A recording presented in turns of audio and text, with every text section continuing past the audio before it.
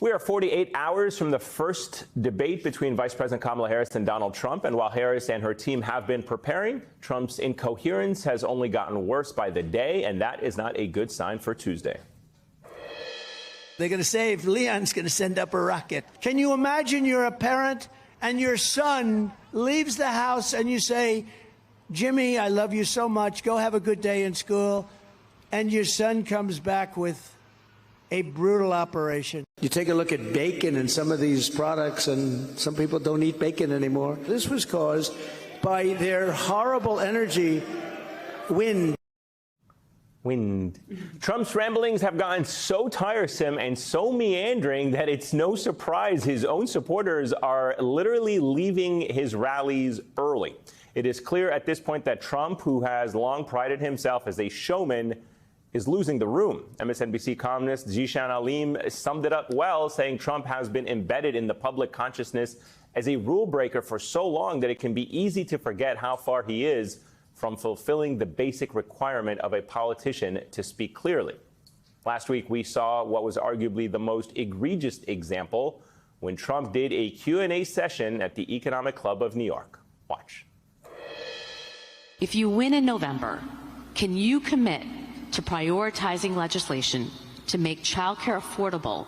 And if so, what specific piece of legislation will you advance? Well, I would do that, and we're sitting down. You know, I was we had Senator Marco Rubio, and my daughter Ivanka was so impactful on that issue. It's a very important issue.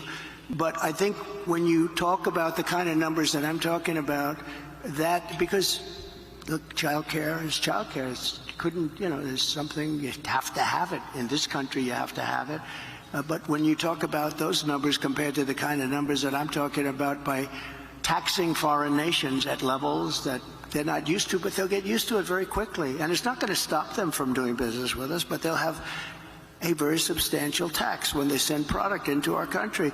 Those numbers are so much bigger than any numbers that we're talking about, including childcare, that it's going to take care. We're going to have, I look forward to having no deficits within a fairly short period of time, coupled with the reductions that I told you about on waste and fraud and all of the other things that are going on in our country, because I have to stay with childcare. I want to stay with childcare, but those numbers are small relative to the kind of economic numbers that I'm talking about, including growth, but growth also headed up by what the plan is that I just told you about. We're going to be taking in trillions of dollars, and as much as child care is talked about as being expensive, it's relatively speaking not very expensive compared to the kind of numbers we'll be taking in. So we wanted to play that in its entirety so that you see it all for yourself and that no one says you edited it or manipulated it or cut it. You heard the question, you heard the answer. In case you got lost there, the original question was about what specific piece of child care legislation would Trump advance?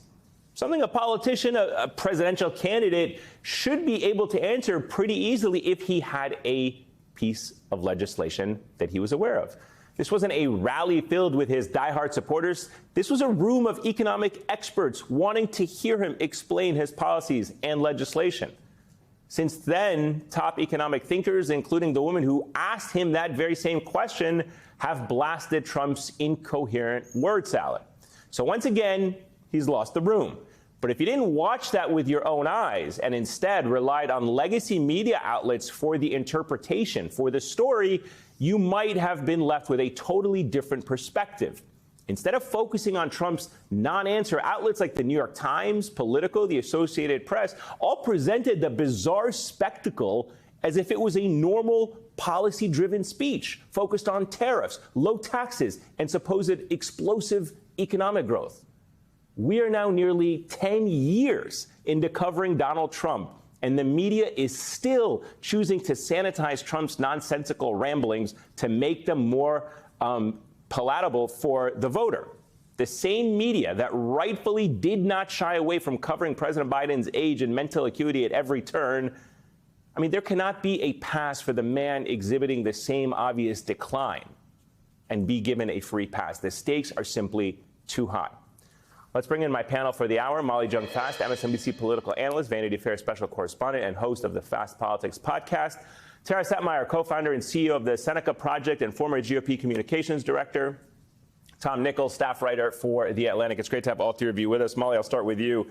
Your reaction to that stunning failure, both from Trump to answer the specific question about legislation, right, and then what I would argue the more egregious violation, the failure of the media to just reduce it to say Trump will pay for childcare by raising tariffs or making money off tariffs. Right. No, very interesting. So this is this Aaron Rupar, maybe Parker Malloy idea of sane washing, right? That the mainstream media cannot report Trump as he is because they'll seem partisan. So instead, because, you know, whenever you quote Trump and you look at the actual transcript, I'm always like, wait, that can't really be it. Right. Those are not sentences. Right. And so they sort of put them together to appear nonpartisan. But unfortunately, appearing nonpartisan makes Trump seem like a completely different person. And I would say what was very good about that moment was she asked a very clear question, and then she really kind of snuck in a follow-up question. So she was like, you know, what's your policy and how are you going to implement it? Right. Because where Trump really gets in trouble, I mean, he gets into trouble, a lot of trouble, and he's constantly lying and, you know, he's meandering. But where he really gets into trouble is when you ask him, like, how?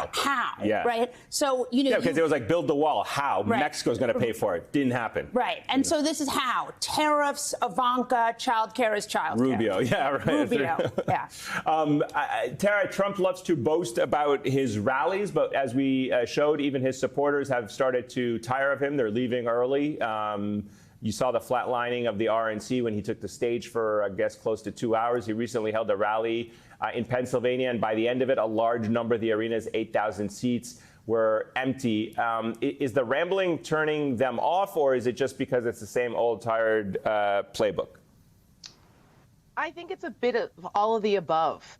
I think that everyone has a bit of fatigue, even some of the Trump supporters now, not the culty Trump supporters, but the Trump supporters who go and they're like, okay, we've kind of seen this. It's almost like you're a fan of a certain entertainer or a comedian, and then they give a performance where you're like, that wasn't the greatest.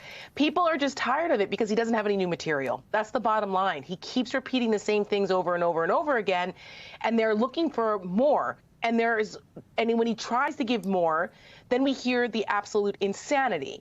Trump has been off the rails, more so than usual lately, not only in these rallies, but in his social media posts. The ramblings of an absolute lunatic every single day. And the media does, to Molly's point, some media, they try to report it in a way that normalizes it.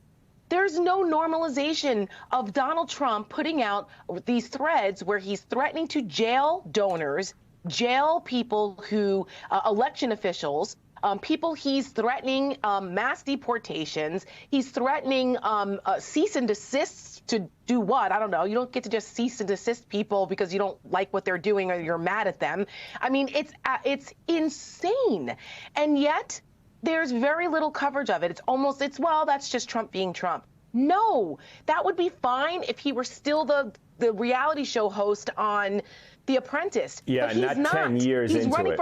Right. He's running for president of the United States again. He will have control of the nuclear codes.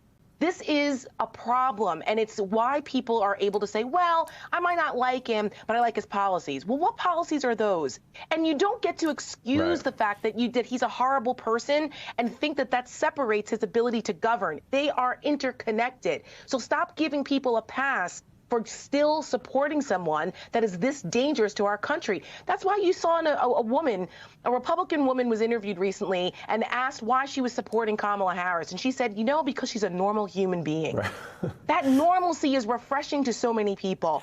That woman that cried tears at Pensie's in Pittsburgh hit hard for so many of us because that woman is just, I think she represents a lot of America, just saying, are we going to be okay? And Kamala Harris showed empathy and compassion, things that a normal, well-adjusted human being demonstrates. Donald Trump is none of those things. Incapable so he should not be anywhere near power. Correct. So stop normalizing it.